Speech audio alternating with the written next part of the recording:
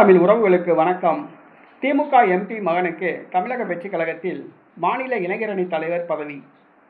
திமுக MP மகனுக்கு தமிழக வெற்றிக் கழகத்தில் மாநில இளைஞரணி தலைவர் பதவி என்ற தலைப்பில் இந்த காணொலியை காண்கிறோம். திமுக எம்பி அரக்கோணம் தொகுதி பாராளுமன்ற உறுப்பினர் ஜெகத் ரட்சகன். இவருடைய வீட்டில் சமீபத்தில் அமலாக்கத்துறை சோதனை நடத்தியது. இவருக்கு சொந்தமான மருத்துவமனையில் உள்ள பிணவரையில் கட்டுக்கட்டாக பண மூட்டைகள் கைப்பற்றப்பட்டன, தங்க நகைகள் கைப்பற்றப்பட்டன.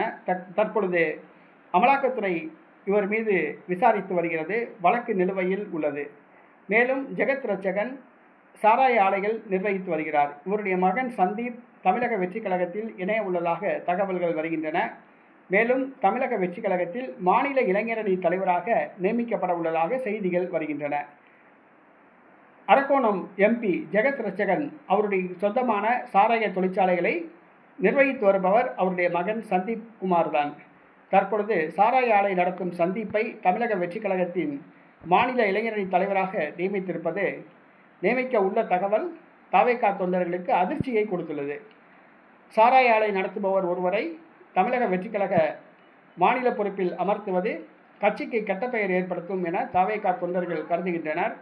ஆனால் மாநில இளைஞரணி தலைவராக அரக்கோணம் எம்பி ஜெகத் ரட்சகன் மகன் சந்தீப் நியமிக்கப்படுவது உறுதி என்று தகவல்கள் தெரிவிக்கின்றன.